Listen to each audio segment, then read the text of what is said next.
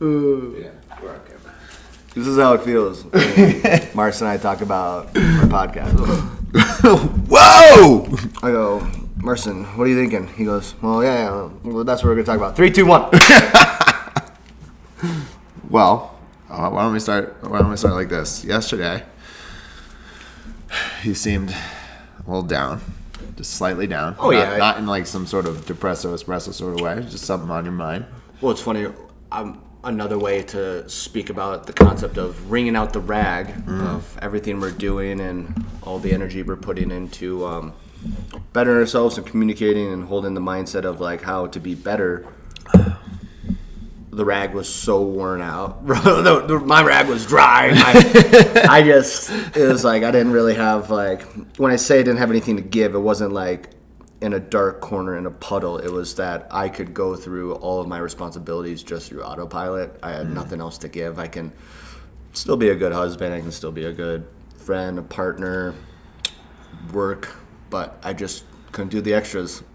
No extra credits out of me yesterday. Well, when you get in those mindsets too of go, and I call it my reboot days, where instead of fighting it and get mad at myself, being like, oh, I didn't do anything productive today, as like I usually do. It's more of I've been doing really good on being productive, and my body was speaking to me and said it's okay to take a step back today, or that's how sometimes I view it. I don't want to like have negative communication with myself around those days. I always feel more of it's natural. Yeah, well, it's like, when you're doing anything hard, you always need a little bit of a rest. Working out, you need rest. That's where you recover, is the rest time. So sometimes it's good just to take the day for yourself. Winter's coming, and yeah, it's so crazy where in winter, like your body naturally puts on like a layer of fat as like a defense mechanism, where it's like maintaining warmth for the body. Yeah, and then also you sleep more during the winter, darker times. It's natural for the body for 365 days of the year that during that colder winter time, you're getting more sleep purposefully. Like that's your body recharging for the long summers. And I heard a podcast or somebody talking about it. I had this conversation like 2 or 3 years ago, and it's like your body rests in the winter to hunt in the summer. And you hunt and use your energy in the summer to dry your meat and your vegetables and save it for the winter. Yeah. I know, that was a side note. I mean, I can see that. So what about the people that don't rest in the winter? I think that you can also train your body to do that. I'd say that it's just natural. It's natural. Your body pulls to do that. And of course you can break and create different habits. Yeah. I mean, yeah.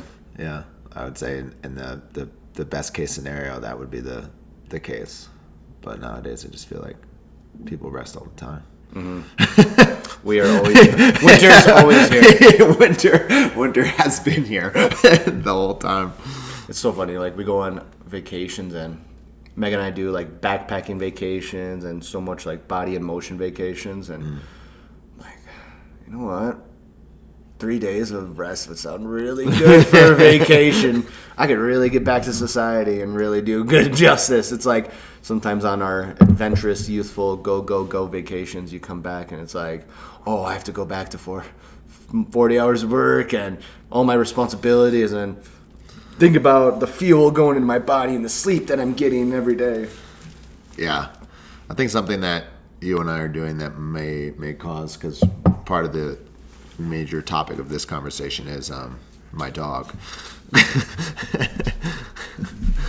It's just since we've started this whole kind of development kick, and it's not to say that we've never kind of been in like self-development or self-improvement or whole new awareness. Yeah, but just like you just said, like an awareness of exactly what you're doing every day, what your goals are every week, what we're trying to accomplish in a month.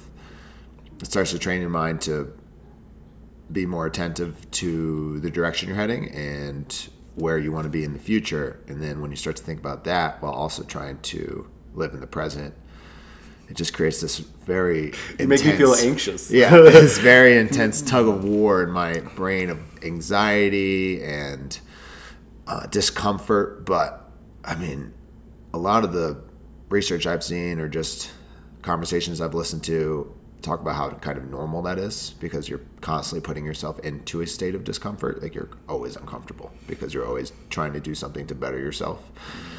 And when you're trying to do something to better yourself, whether it's a hard workout or whether it's, an extra 20 minutes on this behavior, or an extra hour doing this, or you're trying to incorporate this at the same time, and it just feels like a lot, and you're constantly outside of your comfort zone, yeah, of course, you're going to start to feel anxious. So something that usually gets me through the kind of anxiety, or like sometimes it's like almost a panic attack, is that is normal. I think one of the things, after we had a little conversation about this yesterday, I was thinking about when I set goals too far out. Yeah. I'm in that state of anxiousness for an extra long period where the doubtful comments come in. Yeah. Instead of, I think ways that I've learned from myself is making smaller goals within the bigger goal. I have to taste a couple wins. That's fair. If I don't, if I'm like, I got a goal in like 365 days. It's gonna be a long 365 days. Yeah. And like, well, that's also like you're strengthening your mind of being like, okay, I have this goal. I'm gonna reach it. Yeah. But for me, it's I have to have little goals. If I'm gonna do our Spartan race in like 1 year from today, Yeah. I'd want to put in a 5K. I'd want to put in a 10K. I'd want little themes to make little growths of the big picture. Yeah. To relieve some of that anxiety. And I think that's what I'm missing right now in other stuff within like my place of work, where I financially am, trips in the future, how I want my forever diet, all these things. I feel like I've been creating such big pictures with what we're doing that I'm forgetting that I need to set smaller goals to have more. I just need to feel like I'm having more success than failures. Because our failures, I mean, like we said, we're making mistakes every day, every week, every minute, but our mistakes are getting less, and our mistakes are not being as large or effective, and that's the beauty of it. I think something that helps with the goal setting is, I like to refer to your smaller goals, or smaller goals in general, as the systems used to get to the bigger goals. So something that gives me anxiety is if I focus on the end goal of being a published author, that's stressful. Rather than my system of, I'm going to write for 30 minutes to an hour every day. If I write consistently for 30 minutes to an hour every day, that's something I can do, and then check that off, and I generate a win and a sense of fulfillment. Yeah, there are times where like I really don't want to do it, but you do it anyway. Or if I miss a day, I try not to miss a second day. But just by focusing on that daily routine, or what's really helpful is if a daily like checklist or a daily routine is a bit too intimidating, it's more of like a weekly output. So let's just say I want to write for, let's just say 4 hours or 5 hours a week, and I miss a couple days. That's okay. Well, I have my week is a week, so I can try to get 2 hours today or 2 hours the next day. Or if it's easier for me to do it in small increments, I can do it on a daily basis. But sometimes, based on what you're saying too, is having so many things to do on a daily basis stresses people out too. And sometimes it's even stressful for me, where I'm like, oh man, there's so much I still have to get done. Well, it's like educating yourself on the sense of, let's say you want to write just a number, 5,000 pages. And you don't set these weekly goals. You set like, well, I'm just going to reach 5,000 in 1 year. Yeah. And then, and that's how you finish your book. You're like, well, then you get to like 4 months out. You're like, well, I still got 8 months. Yeah. Kind of get 6 months. You're like, well, I can still knock out like 5,000. And then suddenly I know where you're like, well, I got 1/5 there. I got 1,000. You know, if I split it up now, I got 5 months left. I'll do 1,000 every month. You got to think it's smaller. Yeah, You got because there's no spread it system out. attached to that goal. That's the problem, is when people are like, well, I'm going to read 100 books. Like when New Year's resolutions come out, like if you really pay attention to New Year's resolutions. So let's just say you have a friend and they're like, I'm going to read 100 books. You're like, oh, dope. That sounds like an amazing goal. Your next question should be, how are you going to do that? I'm just going to do, and what normally happens is this, I'm just going to do it. Okay. How are you going to do that? Because that thought process, that train of thought that you just described is, I would say, what normally happens to almost everybody. Well, and it's like, let's say somebody wanted to read 100 books, Yeah. and they can break it down into 12 months. And let's say one of their months they didn't reach it, they could be like, okay, what I'm going to do to make this goal successful is next month, I'm going to take 2 days off. I'm going to go into the mountains and the foothills. I'm going to go camping, and all I'm going to do is read to reach the goal that I set for myself, to prove to myself like I can reach these goals, and self-satisfaction instead of waiting for the big goal to be that one big satisfaction. You got to get those smaller ones and then give time to the goal, because then you feel like you're giving time to yourself instead of avoiding it, and you're literally avoiding who you are and what your desires are, the ones that you gave to yourself. What I like is splitting up by that week with like writing, taking that as an example. If you set a goal within a week and you don't reach it, it's easier. Let's say it's only 20 pages. Yeah. And you wait all the way until like the last 3 days. Getting 20 pages done in 3 days sounds a lot easier than getting 4,000 pages done in 5 months. Absolutely. Like, that's why if you're missing your goal, it's easier to go back for your week one that you missed instead of ruining the entire bigger picture because you didn't spread out all that. And that's how I love it. Spreading out makes the it's easier to fight smaller battles than one big war at the end. But you know what I think the big thing is? Eventually you have to fight the battle. I know. And I think that's kind of like we could talk about systems and goals as much as we want, but a lot of the stress comes with it is like the fact that it sounds arbitrary, it sounds redundant, but you actually have to do what you said you're going to do. And I feel like that's the biggest hiccup when it comes to most of us, is like we get really excited about this new goal. Oh yeah, dude, I'm gonna change my life. I'm gonna get after this. It's a new year, new me. I'm gonna go to the gym. I'm gonna get in shape. Okay, cool. How are you gonna do that? Now it starts to get a little uncomfortable, because now it's like I'm asking you, like, what are you saying? What are you committing to? What are you saying that you're gonna do to get this done? Because now it's no longer just like not a wish anymore. Oh, I'm gonna get in shape. There's no concrete plan with that statement. I'm just gonna get in shape. But now, as soon as you have to be held accountable of, you said you were gonna do this, now it gets uncomfy. Now it's like, I guess I'll go to the gym 3 or 4 times a week.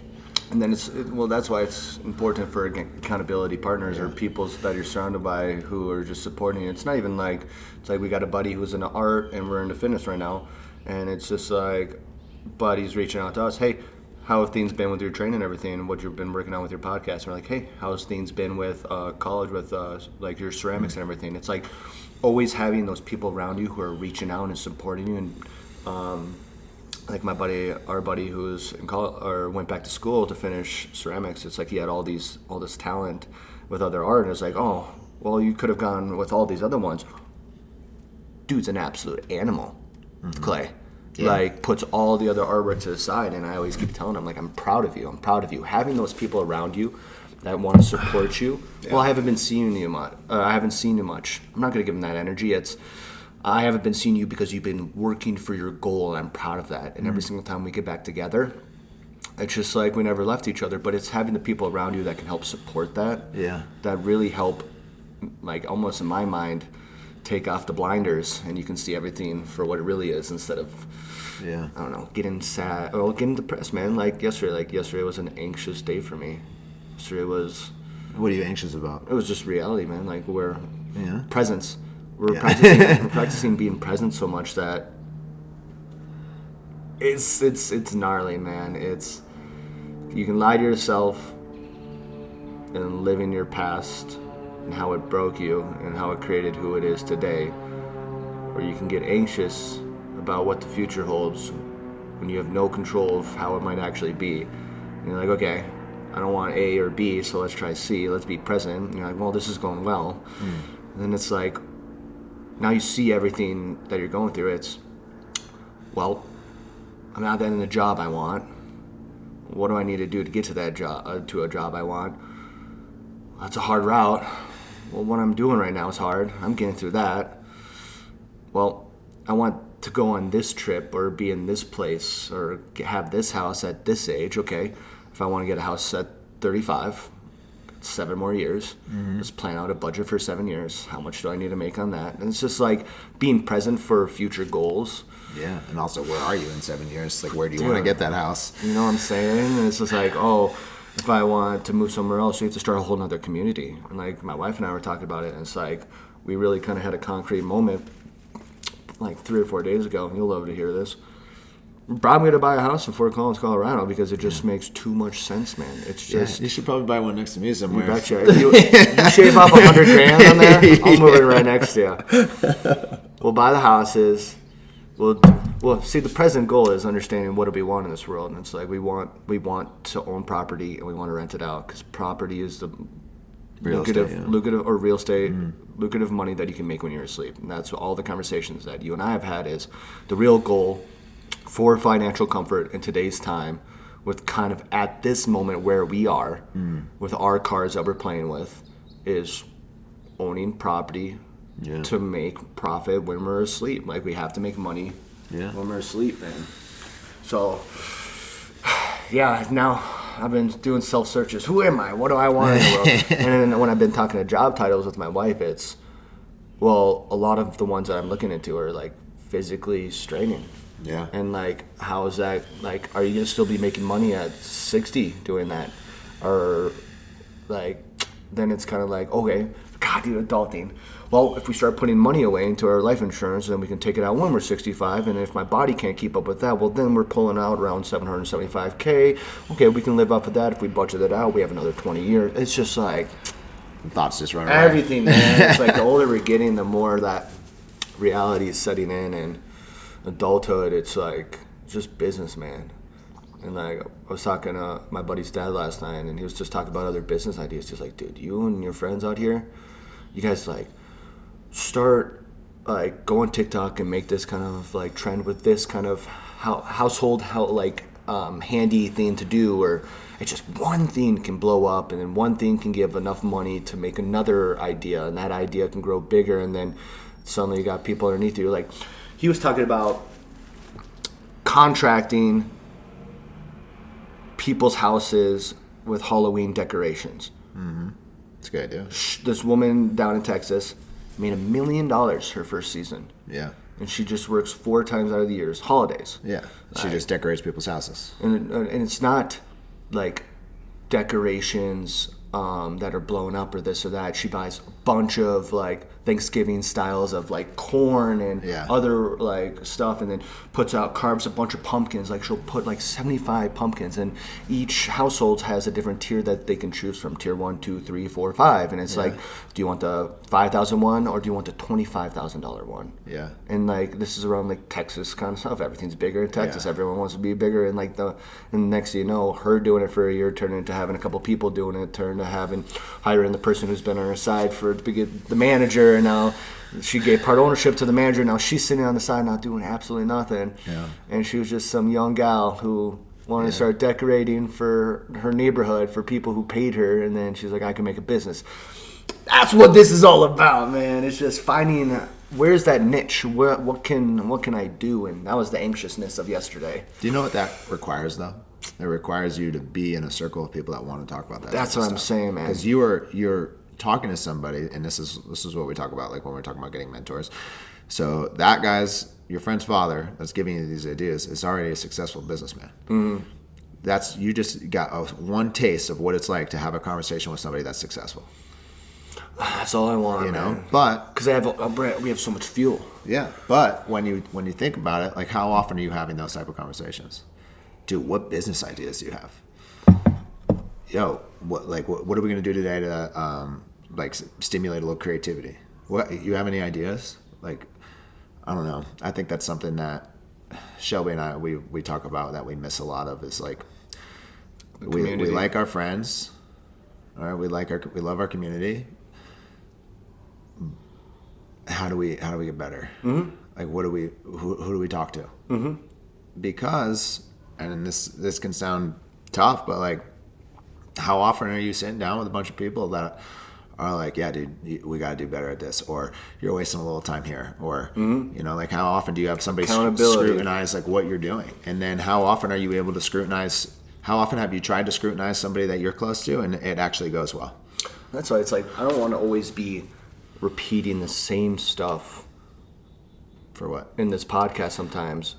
Well, you and I are just talking about our life. No, what I'm saying about it is, but it's so true, and it's been showing us the greatest results. Yeah. When we're thinking about who we're surrounded by, when we're prioritize all this stuff, like, it's just making sense. And that's why it's so uncomfortable right now, because we're in such a pivotal moment of transitioning and making a really big difference in our individual lives. Yeah. And that's why it's just like, I'm young. Yeah. I have such a hard work ethic. Yeah. And like, if somebody puts a project in front of me and they're like, you're gonna have partial ownership, or I started with somebody and we have partial ownership and we can fly with it. Yeah. Yeah. Let's just go buy a van and start cleaning fucking like something. What's man. funny is you see those videos of people that like they're just like, dude, we're just gonna get a van, we'll put a sticker on it, and we're just gonna go house to house, and we're just gonna say, hey, we clean windows.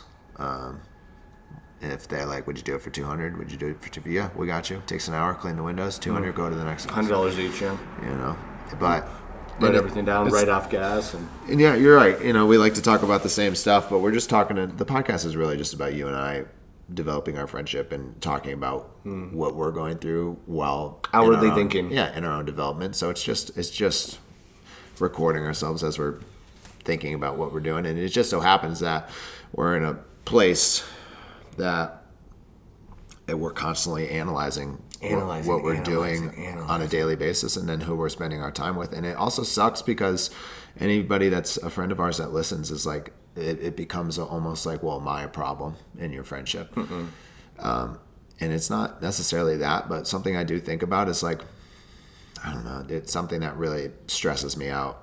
It's not really a stressor necessarily, but it's, I don't know, I talk to Shelby about this all the time, but it's like, there's nobody ever really that's like, every once in a while I'll get a question like, how's your book going? Mm-hmm. But I'm never looking around like, damn, so-and-so, he's a writer, he wrote 100 pages today. Mm-hmm. I gotta get my ass in gear. I have to like create these people in my head. You know what I mean? I have to like, I have to create competition, or look to authors, or watch podcasts of people that surround are like ourselves, listen to podcasts, 1%, you know. And then I'm over here, I listen to a podcast and I'm like, damn, dude, like I am not doing enough, because I'm listening to a podcast of this guy that was talking about how, or this girl that was talking about how she got mentors. She would literally just go to giant wealthy houses in her neighborhood and just say, hey, I noticed that you guys are doing well. What can I do to take time off your hands just so I could learn from you? Mm-hmm. And I'm like, well, that's where it starts off with. If we don't have like 5 people all on the exact same page of this growth, then podcast brings so much of that, because it's just about surrounding yourself. And we keep talking about surrounding ourselves. And if we don't have the conversation, having those podcasts and listening to the group of people having those conversations, like for people who like don't have this, I'm saying, do the podcasts. Like they've been beneficial to us. This all started because of an audiobook and listening to David Goggins, and it was like, you know what, we got that dog, and so like we have this fire, like let's take a next step. And then it was another podcast. I was like, well, maybe we should actually start talking about like health. And it was like, well, actually now it's just everything's been kind of revolved around that energy. I want to take a step back with like all the friends too, like you were saying, like you and Shelby have been communicating. Or no, you were saying how like the podcast, it's friends like will listen to this, and it's hard to like hear sometimes these conversations because they almost think it's on them, and it's not.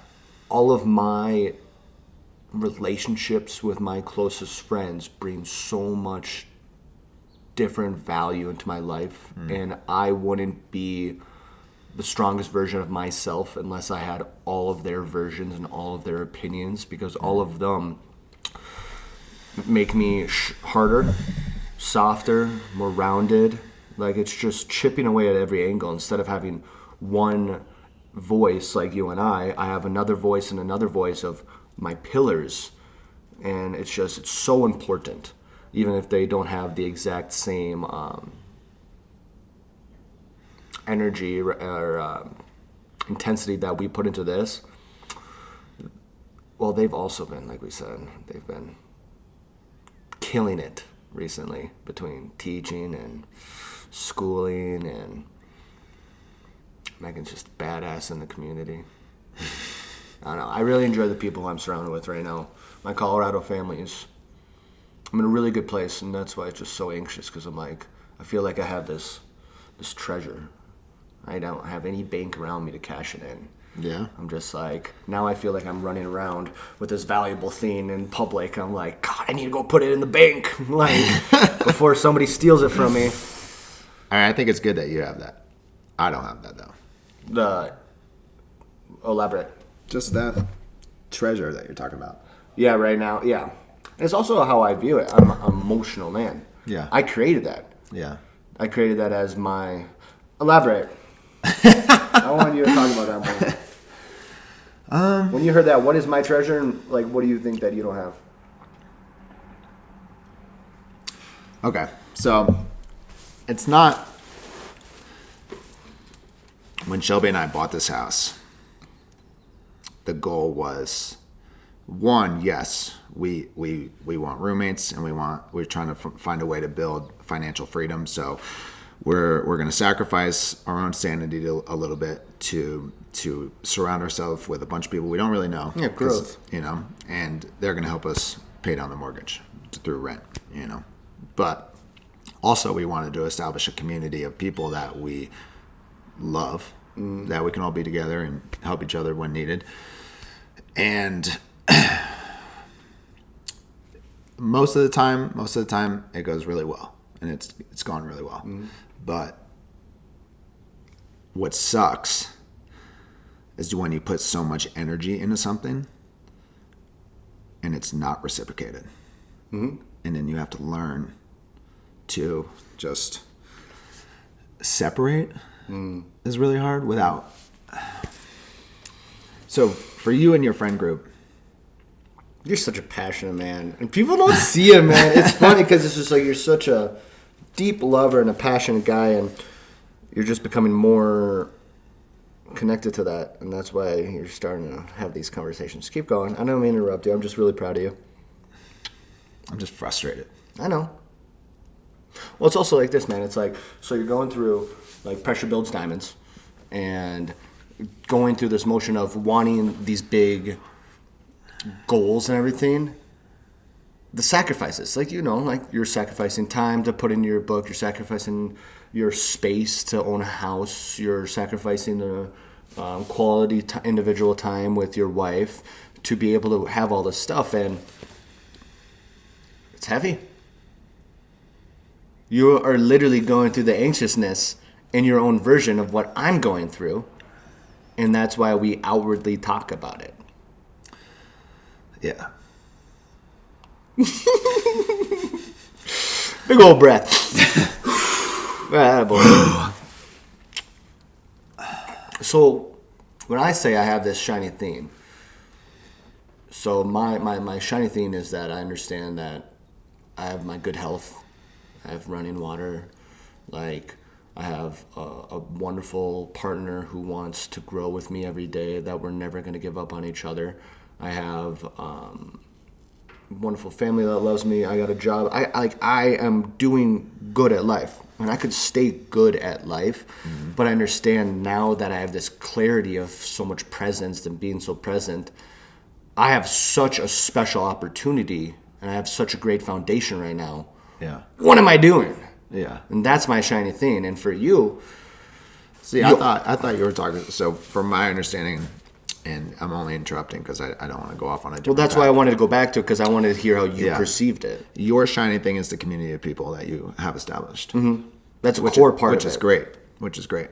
So the issue is, so you have this community, and you and I have developed this connection. and the connection is phenomenal and powerful and great. But what I'm starting to realize, and what really sucks from, I'm not trying to like give an excuse of like what sucks for me, is like, What's a hard challenge? What's one of your hard challenges? so you're a passionate man. I've always been passionate. All people say is just intensity. And what sucks is I've come to the realization is that some people just aren't worth it. Well, here's the thing about it for you. Yeah. People look at your intensity and they say it's not worth it. Yeah. And what I said was, I see so much beauty and understanding behind it that I want to sit in the trenches. Yeah. I want to earn your friendship. And I looked past the intensity. Yeah. And I literally saw the boy and the man. Yeah. Because I'm the boy and the man. Because we have a lot of similarities of male strong leader not being seen as the boy. Yeah. Not being allowed to be seen as the boy. And I wanted to be the friend who allowed you to be the boy and let the boy heal so the best version of the man can come out. And I have grown that relationship with other pillars. And what you're maybe saying is you only have a couple pillars right there.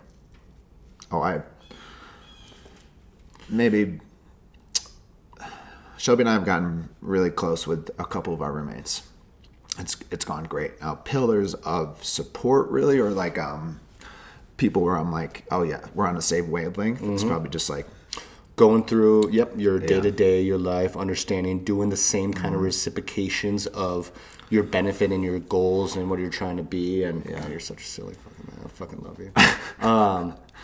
But I think that's one of the struggles that I see when you hear that, is that you have your pillars. And it's not like I had all of my pillars all at once. I had to earn all of them. And what you're doing right now, that I think a lot of people have noticed, is that you're giving more room to create more pillars, and you've learned not to be as emotionally affected by some. And so, I'm affected. I know you are, but you're also not speaking as much. Yeah. You're also not slicing heads off as much.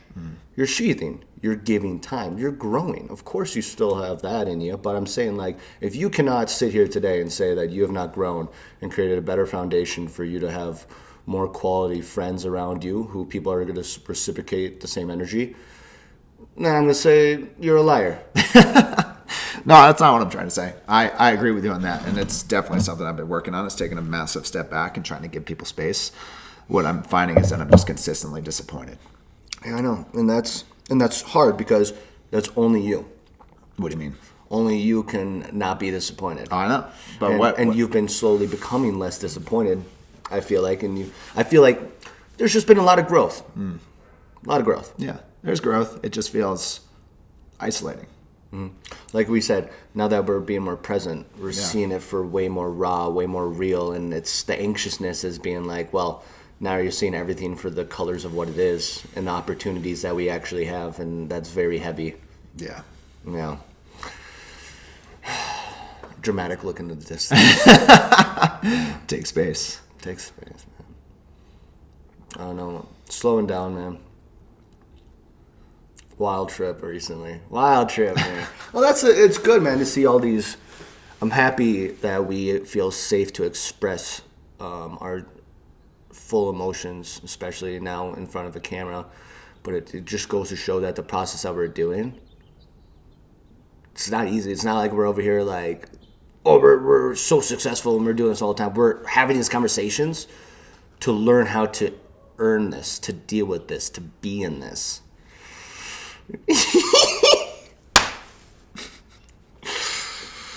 What do you need from me right now? Nothing. It's just heavy.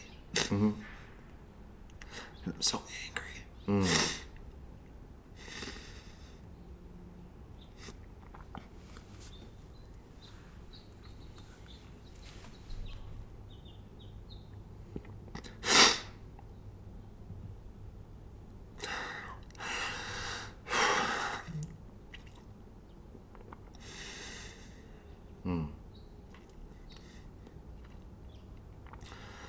just mad. And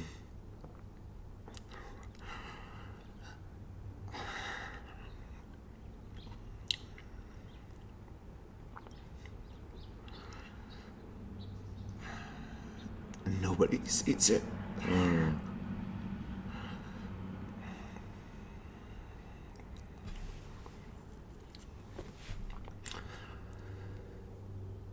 It sucks to give everything and be seen as the bad guy. And that's what it feels like. All the time. That's where I'm at. It's hard to lead. Yeah. So the greatest leaders couldn't lead at 33, 32. It's time. It's more of just, there's so much emotion that people, I don't know, shirk away, push to the side, turn a blind eye to. So you talk about how I've made all this growth in giving people space, and that's fine. I'm glad I have. I know I have. I've gotten better at handling anger, emotion, being comfortable with crying and just being upset. But I've given people room to try to understand, and people don't. They just sit in the shadows and talk shit. And that sucks. I've given people opportunities to have conversations. People I thought are friends don't. Sit in the shadows, talk shit. And that's frustrating.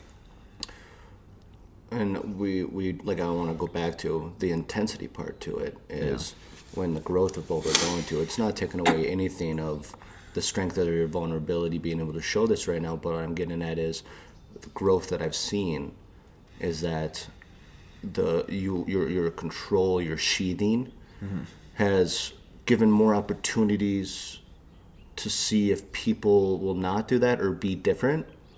And so I see you in such a transition period of not getting the satisfaction or you're not getting the reward right now of your change and growth. You're just getting more, you're just seeing people more for what they are, and it's hard right now. And I think that's the thing. It's like, I'm proud of myself. I don't need the reward. I don't need people to tell me like, oh, I'm proud of you for the things you're doing. I'm just disappointed in myself for thinking that people were going to be different. Do you think that's selfish? No. Do you think it's selfish of you to think that people should be the way that you perceive them to be? Or do you think That's not even a perception. I just, in my head, I feel like I should have let go a long time ago, and instead I've tried to hold on, and it's just hard to, people say if you love something, just let it go. The shit's hard, and it just sucks to try and then have it thrown back at you. Yeah, but it's like saying, do you want to drastically go left or do you want to drastically go right? Like, do you want this outcome or this outcome? But treading water is how you kind of... I'll give you an example. Here, let's just say I know you're upset, or I've hurt you in some way. We're not that close yet. We've hung out a couple times. I send you a long text, just trying to explain myself. Just like, hey, would love to talk to you. Would love for you to would love to hear you out. Would love for you to hear me out. Let's get together. You let me know. Yeah, I'll let you know. Nothing. So something I've been working on since becoming better friends with you is that vulnerability.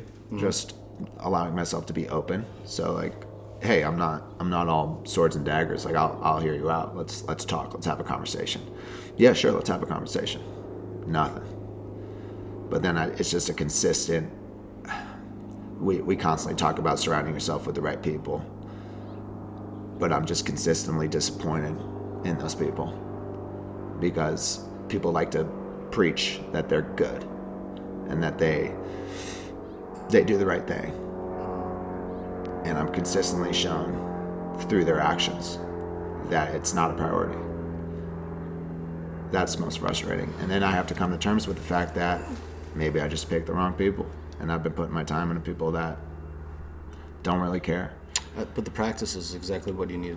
What I is so beautiful. It's so hard because the hardship is not getting the outcome of the practice that you're like going for.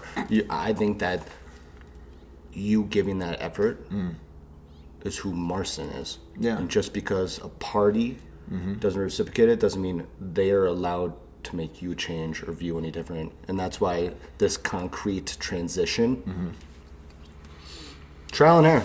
Oh, I agree with you. And this is, like I said, because I just don't want you with this mindset. I don't want you to lose the momentum and the fire that you've been getting from this. If anything, the momentum's fine. This is just me expressing that the shit hurts.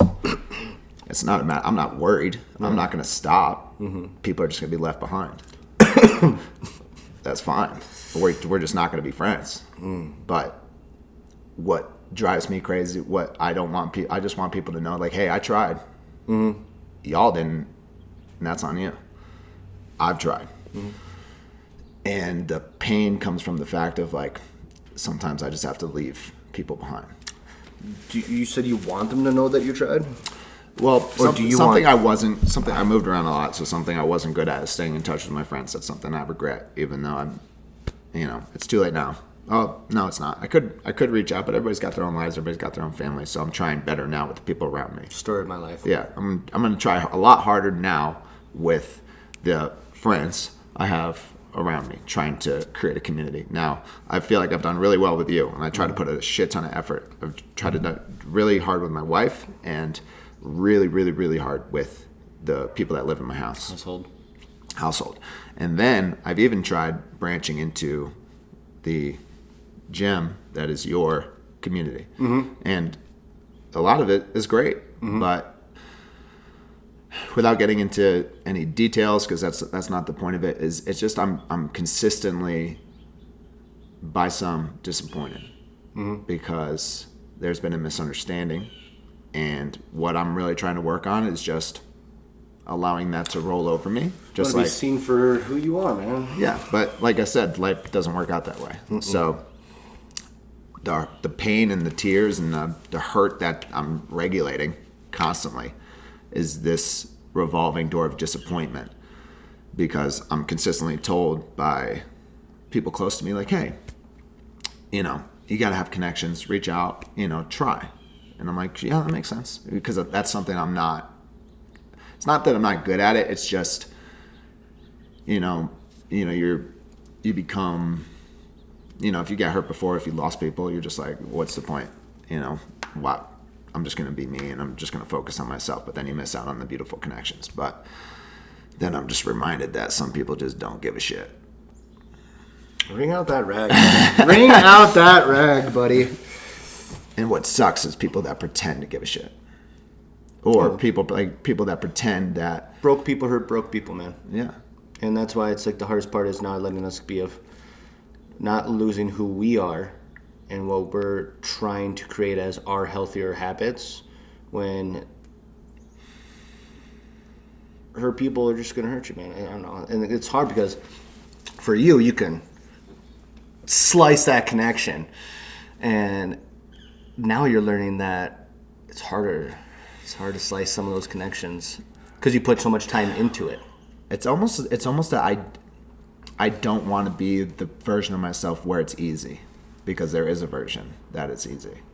There's the version that I'm trying to work on with you, where I don't just like slice the connections, because I can. I just don't want to be that guy. Oh, you can slice our connection real fast. I can. I just don't want to. All of us can, man. We can all pull a trigger on a gun. I disagree. You think not everyone can pull a trigger on a gun? I think it's easier for people to deal with it behind closed doors when they're comfortable. But Behind the computer. Yeah, behind the computer screen. Yeah, it's really easy to break out the sword. But when you're looking someone in the eye and you got to tell them exactly how you're feeling, it's a whole different ballgame. And then people get in. Well, then that's when the avoiding comes. Yeah, and that's and people when avoid the excuses conversations and they make excuses. And we all do it. But Well, yeah. that's something I've worked on. That's why We've been I'm practicing the Yeah. confrontations, the style of dialogue, the eye contact, the acknowledgement. I'm too good at it. I've gotten too good at confrontation. You got too good at slicing In a heads. bad way. I've gotten too good at we're going to have a hard conversation. I'm going to break out my sword because I'm about to tell you everything I don't like about you.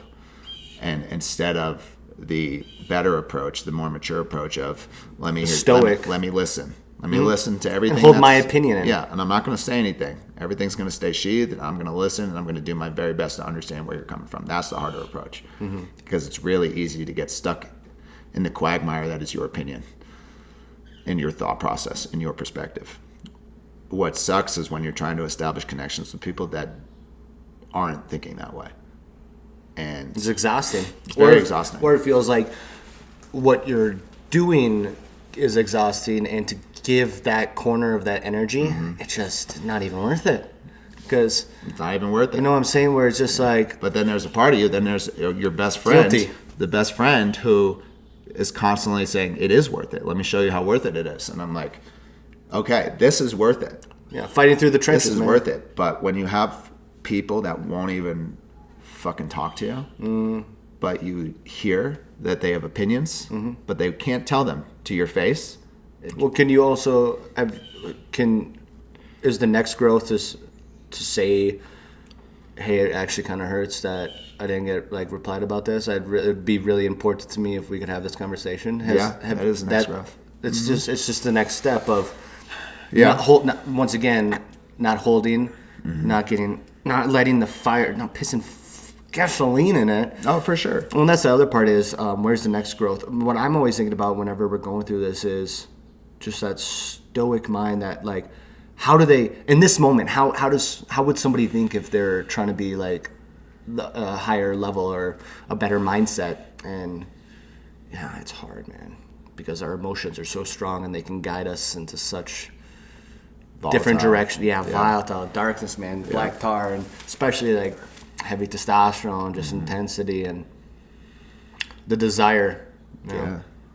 No, it's heavy. It's heavy, and it's not to come off and just make people feel like they're attacked or lesser than. It's just it's frustrating to constantly be working on your emotion regulation, your development as a person, and then I don't know. If anything, it sounds selfish the way I say it. It's it feels selfish to have this expectation of people, which is why I don't really talk about it a lot. And how would you ever acknowledge that it's selfish and ever make that growth if you are not outwardly talking about it, if you are not 100%. growing to who you want to be? Yeah. And that's the problem. People stay stagnant because they don't have the trenches. They don't go through the grit. Now you understand, you just answer your next step, how you can not have this pain, not have this weight.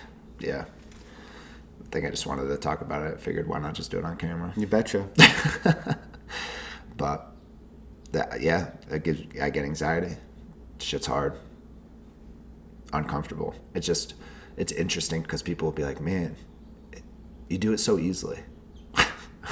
And I just have to laugh internally because people are every time people see the results, they're like, oh God, that was just so easy for you. It's just so easy for you to do that. And I'm just like, fuck off. What? What? You know, it's cool to be acknowledged for certain things. It just, I guess the selfish part of me is just do you not see everything I'm fucking doing? I saw it. It was so funny. We were I think it was 75% through this podcast, and I kind of looked over at you, and I was lightly smiling. I saw your mind thinking, and your bottom lip started twitching. And I was like, "Oh, someone's coming out." oh, this guy wants to say something, and what a beautiful, healthy release. Yeah, it is. Just frustrating. Well, that's what it is, man. This is how this podcast started, was these growths of frustration of not understanding life. Yeah. And once again, it's the weight of being present, Yeah. handling these. All we have is the control of the moment at this moment, and we can look to the version, the future of that we want to be by acknowledging it, by learning to have that dialogue with yourself, catching yourself in those moments that you decide that you want to take the sword out, thinking about the priorities of my future and what I want and making action. Like, this is all just, it's all what it's all about. Yeah. No, it's good. I love having conversations like this, and it just feels like I can talk to you. I've gotten really good at talking to you about it. Really good at talking to Shelby. Really even good. I've gotten really close with we have a roommate. His name's Aiden, and his girlfriend Kelly. We talk about it. It's good. We have great conversations. It just, I wish I could have more of these conversations. It just feels like people don't want to have them. And that this is almost one of the greatest Yeah. parts of what this is, this podcast, this camera, this microphone, is normalizing that two humans, men, women, anything, you know what I'm saying? But Yeah. two men who are looked to be as a strong leadership energy. And how we need to get better is hard conversations, emotional release, like communication of what we need to do to be the version that we need to be, and hold accountability. Yeah. And so I love when we reach these moments, because we're once again being an example of how the process is. And this is the process. Yeah, it's a good process. Yeah, salty water. Just salty tears of excellence is really all it is. Betcha. Well, that's growth right there. Yeah. 100% growth. It tastes good. Yeah. That's what I water all my plants with.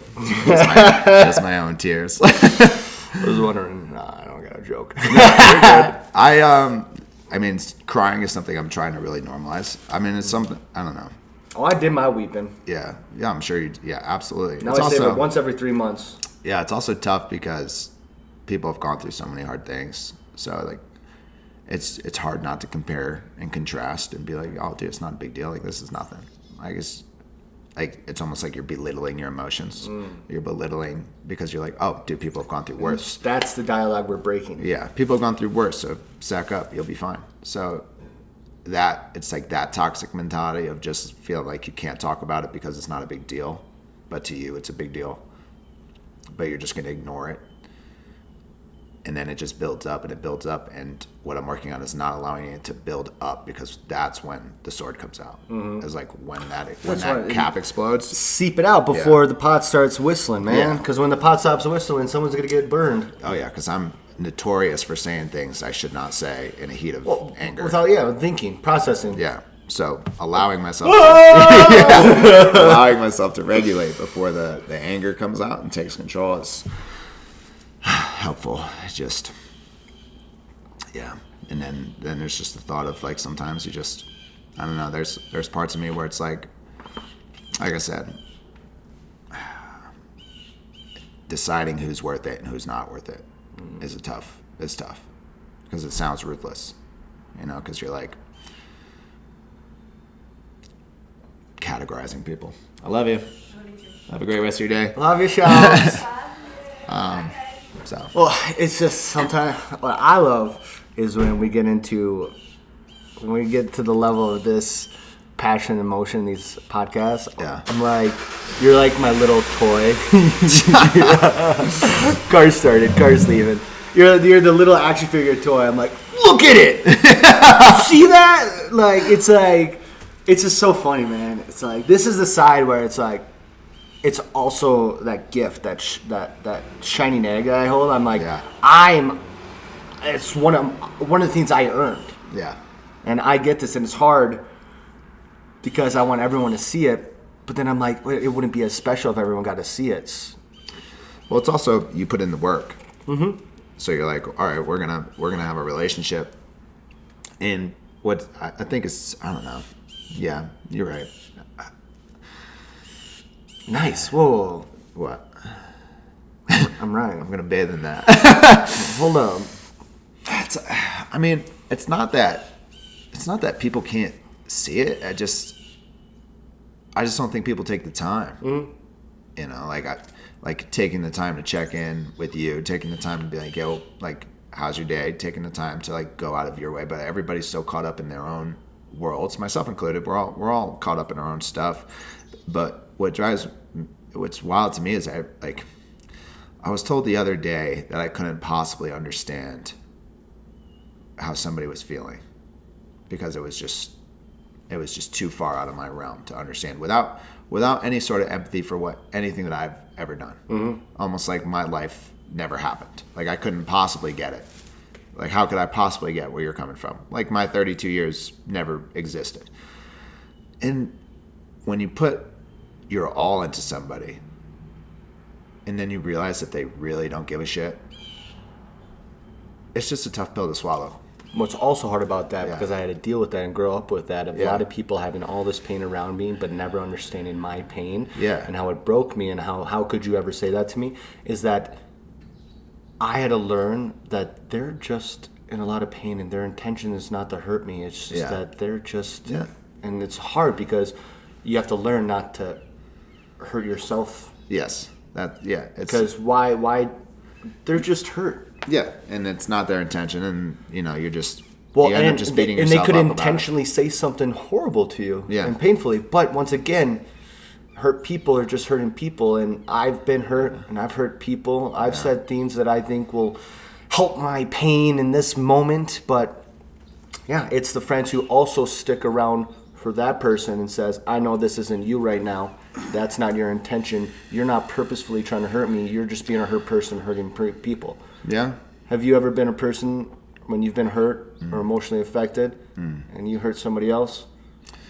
yes, but I will say there is a difference, and it's the acknowledgement that you hurt somebody. Yeah. And it's You have to close the book. and the ownership of the fact that, hey, like that level of maturity of like, yes, I said something I don't mean, and I should never have said it, and I behaved in a way that was abhorrent. But what if that comes like 5 minutes later, 1 hour later, a day, a week, So that's a year? Well, that's where it comes into. I can't waste my life waiting for somebody to realize that they're not beneficial. Well, and it's like, but if you have the mindset of saying like, they can do that, and I'm going to give them the time, and then if they decide to come to you like 5 days later, that's in your realm of like, okay, Yeah. you kind of healed. But what if they come back a year later? You both are new people, and they can apologize. You would hope so. But yeah, exactly. But I'm saying like you're probably somebody who's grown and changed. Absolutely. They've probably been somebody who's grown and changed. But if they've had realization, now it's hard because now you have to restart or rekindle. Yeah, but then you also have to decide, is this worth rekindling? 100%. And that's what's tough. That's the whole. That's why it hurts me, because That's the I'm whole like, oh, dilemma. life's only once. Like You I know? love this connection, and I understand that people change and grow, but it's hard because then I could just. But here's the thing, though. Some people don't change and grow. They really don't. Some people really. Well, sometimes don't it change takes and 60 years old, Maybe. and your hormones have grow. Maybe. changed, and Or it changes the fact that you got like stage 4 cancer, and now it's your time to change and grow. Like when you know make you're all about your to- apologies and make your now it's the acknowledgements. time.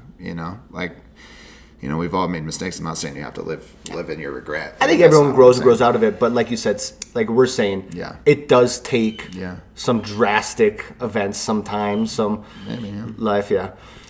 I say yes. Yeah, You say maybe. I just think there's a lot of examples that show that some people don't change. 100%. There are some really bad parents out there. There are evil people out there. If everybody was on a constant path for development and improvement, the world would be a much better place. But it's not. So it's just a state. I'm of the happy I world. pushed because you are right. I'm No, not. no, it's not about being You right. know? There's clarity in what you're saying. Yeah, I'm not That's what trying I to wanna say. I'm not trying to be like, oh, like fuck everybody. People can't change. That's not what I'm saying. What I'm saying is that we can all agree that change is really hard. Yes. Change is hard, and we also know that people like easy. Mm-hmm. So if one path is hard and one path is easy, my bet would be that the majority would stay on the easy path. Absolutely. And that to me, and then it's rather than changing and trying to surround yourself with people that are going to make you change, you're going to go with confirmation bias, and you're going to surround yourself with people that think exactly the same way that you do, and you're going to sit in your little circle, and you're just going to fucking talk your shit, and you're never going to learn, and you're never going to change. I only laugh because it's when your face starts changing. It's when your The emotion, daggers come out. when the potency of your emotion is revolved around you being hurt, Yeah. it's like a spiral. And that's what I'm working on. And that's what you're working on. And that's what we're here for. And that's what we're sticking in the trenches for each other and learning from each other and growing and accepting individual opinions.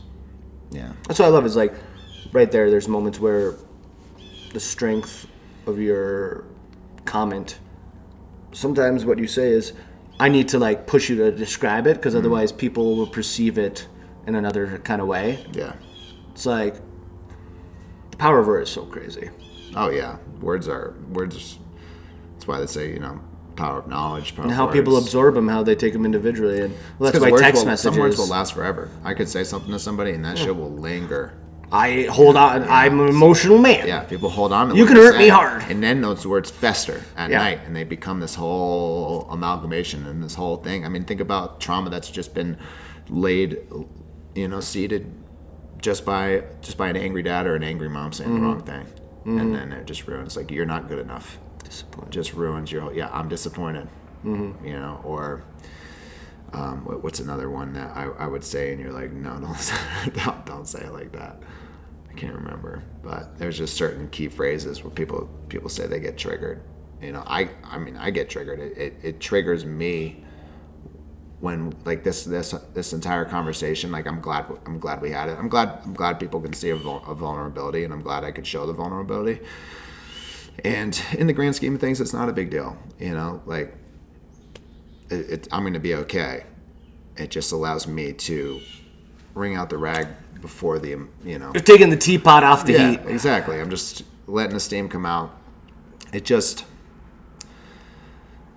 I appreciate your positivity, and I appreciate the outlook that, you know, and I do believe everybody can change.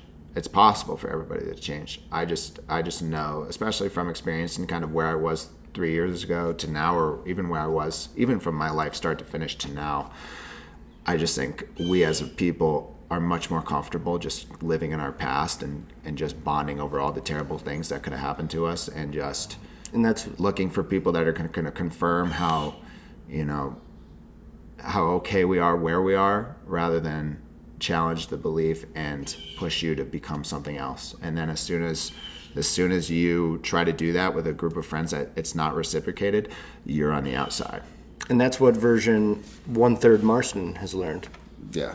That is what the age of who you are today and the experiences and the places that you lived have taught you so far. Yeah. We'll see what 60-year-old and 90-year-old Marston will say. Oh, 60-year-old, 90-year-old Marston can be a whole different person. Remember when you were a boy? They're young 30s, Like, talking on that little podcast. 32-year-old. Yeah. Hey, man, remember when you cried? We on thought that you knew podcast? it all. Yeah. So I'm just glad we're able to have this relationship and have these conversations. I wish more people would want to have the conversations. But Well, that's why there's like men's groups and women's groups and AAs and all these places where you see growth in people. It's all just a community of people talking about the topic and talking about or normalizing communication. And so I could keep saying it, but this is a example of normalizing communication. yeah, I'm with you. Good shit. Boom. Another day, another dollar.